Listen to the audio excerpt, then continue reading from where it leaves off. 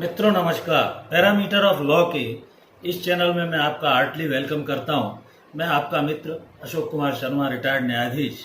इस चैनल पर विभिन्न कानूनी बिंदुओं को प्रतिदिन वीडियोस के माध्यम से स्पष्ट करने का प्रयास कर रहा हूं। आज का महत्वपूर्ण विषय है जो कई बार लोग पूछते हैं कि एंसेस्ट्रल प्रॉपर्टी अर्थात जो पैतृक संपत्ति है, दादा पिता आदि से चली आ रही है, उसकी क्या स्थिति कानूनन बनेगी। तो ये लीगल अवेयरनेस वीडियो है, सामान्यतः लोगों के बहुत काम आएगा। और इसमें वेरी इंपॉर्टेंट ऑर्डर ऑफ माननीय सुप्रीम कोर्ट का जो बाबूलाल वर्सेस संतोष सिंह 2553 और 2019, इसके बारे में मैं आपको थोड़ा सा जानकारी दूंगा। मित्रों, जैसा कि आप जानते हैं कि पैतृक संपत्ति का अर्थ है जो परिवार में मोटे तौर पर पिता से ऊपर दादा परदादा के द्वारा चली आ रही है, और उसमें पैतृक संपत्ति में जब बंटवारा होता है तो सभी का हित रहता है। जबकि दूसरी तरह की संपत्ति स्व अर्जित होती है, जो स्वयं की कमाई के द्वारा खुद की स्वयं अर्जित कर खुद उसने खरीदा है, वो पिता की इच्छा पर निर्भर करता है कि वो उसे किसे दे। तो मोटे तौर पर संपत्ति में जैसा कि बताया दो तरह की होती है। एक एंसेस्ट्रल प्रॉपर्टी है जो पिता दादा परदादा से चली आ रही है, और दूसरी स्व अर्जित या स्वयं कमाई हुई संपत्ति, खुद स्वयं अर्जित करके उसे खरीदी गई। तो इस मैटर में क्या हुआ था, ये घर परिवार समाज के लोगों को सभी को जानना आवश्यक है। और दो भाइयों का इसमें बंटवारा बटी हुई थी, पैतृक संपत्ति बटी हुई थी। तो इसमें पैतृक संपत्ति को क्या वो पहला प्रश्न उठा, बेच सकता है कि नहीं? हाँ, बेच सकता है, लेकिन पूछना आवश्यक है एक दूसरे से। जो भी संपत्ति के बंटवारे में ओनर हैं उनसे पूछना आवश्यक है। कोर्ट से क्या रुकवाया जा सकता है, ये प्रश्न भी उठता है। निश्चित तौर पर कोर्ट से इसको बंटवारे को रुकवाया जा सकता है। भिन्न व्यक्ति को हिस्सा बेच सकता है, बिल्कुल बेच सकता है, लेकिन सहमति से। पैतृक संपत्ति बेचने के लिए उसे क्या करना होगा, इस विषय पर बाबूलाल वर्सेस संतोष सिंह का एक मामला 2553 और 2019 का था, जो माननीय सर्वोच्च न्यायालय के समक्ष आया। इसमें पैतृक संपत्ति थी वो, उसमें संतोष सिंह और नाथूराम उस व्यक्ति के जो खत्म हो गए थे, उनके लड़के थे दोनों, संतोष सिंह और नाथूराम। अब क्या हुआ कि छोटे बेटे नाथूराम ने अपने हिस्से की जो जमीन थी, संपत्ति थी, वो उसको 1991 में बाबूलाल को बेच दी थी। सीनियर सब जज हमीरपुर के यहाँ ये मामला चला, और बड़े पुत्र संतोष सिंह ने उसको फाइल किया था और ये कहा कि 1994 में केस सुनने के बाद जो जमीन उन्होंने बेची थी, वो सीनियर सब जज ने ये कहते हुए कि वो सही बेची गई है, उस केस को खारिज कर दिया, जो कि संतोष सिंह ने फाइल किया था। इसके बाद इस मैटर को डिस्ट्रिक्ट जज के यहाँ ले जाया गया।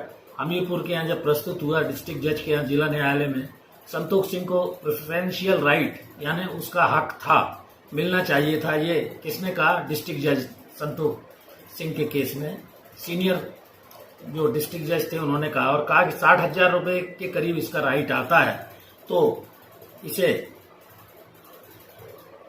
सेल डीड जो बनी थी उसको उन्होंने नल एंड वाइड डिक्लेयर कर दिया, और बाबूलाल को ये कह के 60,000 रुपए लेकर वो संतोष सिंह को वापस करे, ये ऑर्डर में आया। इसके बाद मामला माननीय हाईकोर्ट के समक्ष गया। हाईकोर्ट हिमाचल प्रदेश में संतोष सिंह के पक्ष में भी प्रेफरेंशियल राइट, जैसा कि डिस्ट्रिक्ट जज ने कहा था, सेक्शन 22 हिंदू सक्सेशन एक्ट के तहत इसमें बाबूलाल हार गए, और डीजे का जो फैसला हुआ था जिला जज का, वो कायम रखा गया।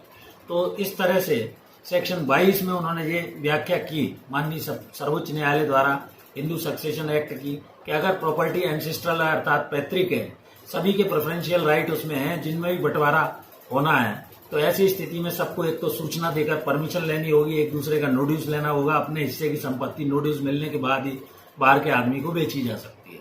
जितना थर्ड पर्सन अगर उसमें जो भी उसका रेट दे रहा है या कीमत दे रहा है, या यदि मान लीजिए उदाहरण के तौर पर 8 लाख रुपए मिल रहे हैं, तो इसके लिए सिविल कोर्ट में अप्लाई करके पहले उसे वैल्यूएशन उस प्रॉपर्टी का करा लिया जाए।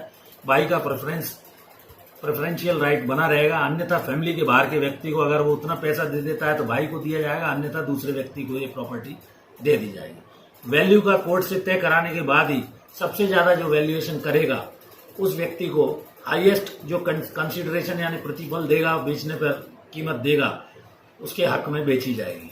इसके एक एग्जाम्पल में हर राज्य में थोड़ा सा कानून में इसमें अंतर है। और प्रिंसिपल ऑफ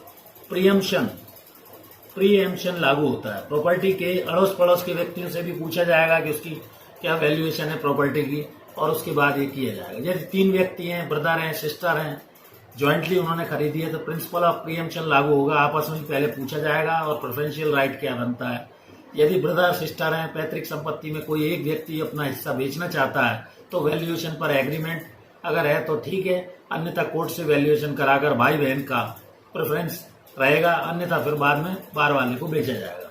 तो ये मामला वर्ष 1991 में प्रारंभ हुआ था और 2019 में कोर्ट के द्वारा, माननीय सर्वोच्च न्यायालय के द्वारा डिसाइड किया गया। कुल सभी अदालतों में मिलाकर इसमें 28 साल लड़ते झगड़ते रहे। ये झगड़ा झंझट चला कोर्ट के समक्ष। जीवन के 28 वर्ष बहुत मूल्यवान होते हैं और लॉ फॉलो इन्हें करना था। यदि ऐसी जानकारी इन्हें पूर्व में रही होती तो ये आपस में भी मिल बैठकर इस बंटवारे को या एंसेस्टर प्रॉपर्टी के जो लीगल अवेयरनेस अगर इन्हें होती तो पैतृक संपत्ति पर ये बंटवारा कर सकते थे। तो मैंने इस वीडियो में आपको ऑर्डर ऑफ एंसेस्ट्रल प्रॉपर्टी के बारे में बताया कि एंसेस्ट्रल प्रॉपर्टी क्या होती है और इसकी लीगल अवेयरनेस आपको होनी चाहिए। घर परिवार समाज के लोगों को ये जानना जरूरी है।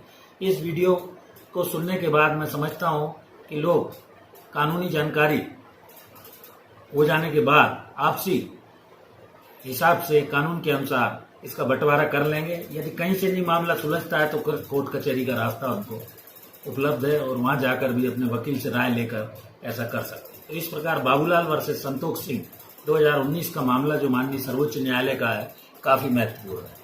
मैं समझता हूं मैंने सरल भाषा में आपको इस जानकारी को बतलाया। यह आपके लिए एंसेस्ट्रल प्रॉपर्टी में जिन लोगों में विवाद है बंटवारे को अपने हिस्से को लेकर, उसके लिए लाभदायी सिद्ध होगा। जैसा कि मैंने 3-4 चीजें बताई कि 2 भाई हैं और पैतृक संपत्ति को क्या वो बेच सकते हैं, तो एक भाई निश्चित तौर पर बेच सकता है एक दूसरे से, लेकिन पूछना आवश्यक होगा और उसके बाद कोर्ट में जाकर वो उसको रुकवा भी सकता है यदि नहीं पूछा गया। भिन्न व्यक्ति को भी अपना हिस्सा बेचा जा सकता है, इसका भी उत्तर हाँ में है। पैतृक संपत्ति बेचने के लिए इस प्रकार आप एंसेस्ट्रल प्रॉपर्टी के संबंध में इस जानकारी को देखकर भविष्य अपना बंटवारे के संबंध में तय कर सकते हैं। Thank you for watching this video.